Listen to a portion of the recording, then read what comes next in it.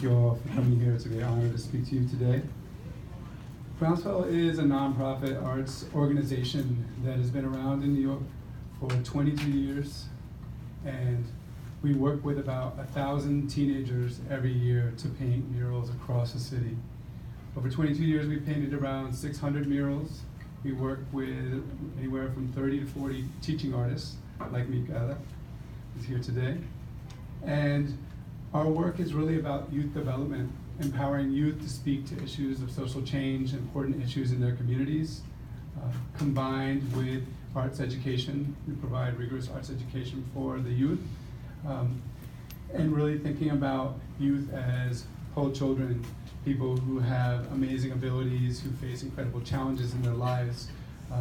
And through combining social justice and youth development and arts education, we're empowering youth to become leaders in their schools, leaders in their communities, and leaders in the society. We often use the term artivist, combining artists and activists, because we really see art as a tool that youth can use to speak their mind, to tackle really challenging issues that are important to all of us. We work in all 5 boroughs in New York City, and we really work with students starting in about 8th grade and going until they're 19 years old. After many years, we have veteran youth that become alumni who are 19 to 24, and we work with them and through a pathway where they become teaching artists in their own right.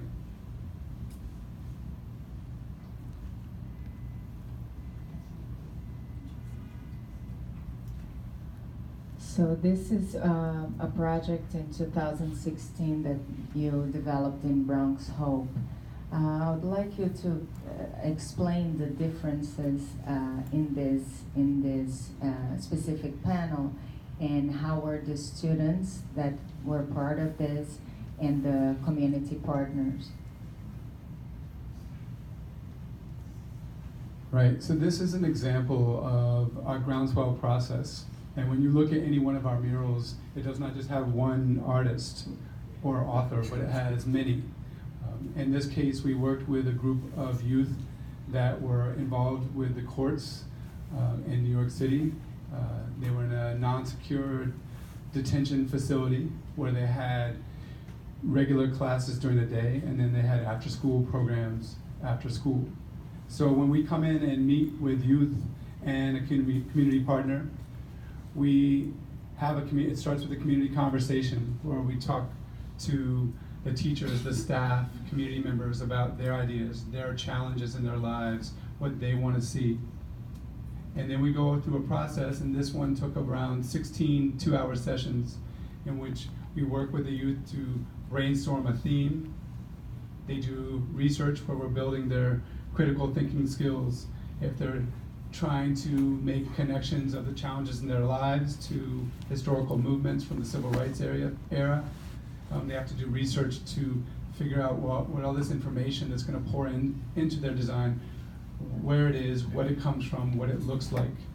And many of our youth, they come to us without much experience with art and with art making, but they have an incredible set of skills and intelligence around critical thinking. And so our work is really to help them take ideas and turn them into symbols, and then work collaboratively together and with our teaching artists to take all these different ideas around a theme and coalesce them into one unified image. So in this case, each piece of the mural that you see here involves one of the ideas that the youth brought. And so the main theme of this mural was about personal transformation and hope. Many of them in circumstances that they wanted to look beyond. They wanted to create pathways in their life so that they could improve their own actions in life and achieve their own goals. So if you look here, the figure on the left and the top is blowing a dandelion, and the seeds from that are trickling down in a cycle that then plant seeds and have sprouts that grow up beyond the bottom of the composition, which is dark and often negative, and burst through the sidewalk into what they propose is an optimistic future. The youth are involved in drawing and collaging and researching for weeks before they ever get to the point where they're actually fabricating the mural on the wall. and then they learn how to grid the design onto the wall, how to paint it. So the youth are involved through every part of the process, all the way until the end, until we have a final dedication. And in the dedications, we let the youth really speak to the transformative power of the process. And we try to draw in youth from programs like this, where we have working with youth who are incarcerated. We try to draw them into our programs, into our studio programs in Brooklyn. We have after-school programs which involve portfolio development, mural making, and from there they can become part of our Summer Leadership Institute, where they're paid $15 an hour for the whole summer. And for many of our youth, it's their first time with a full-time job. And through their own words, they can't say enough of how important this is in their life. Thank you, Eric. So let's go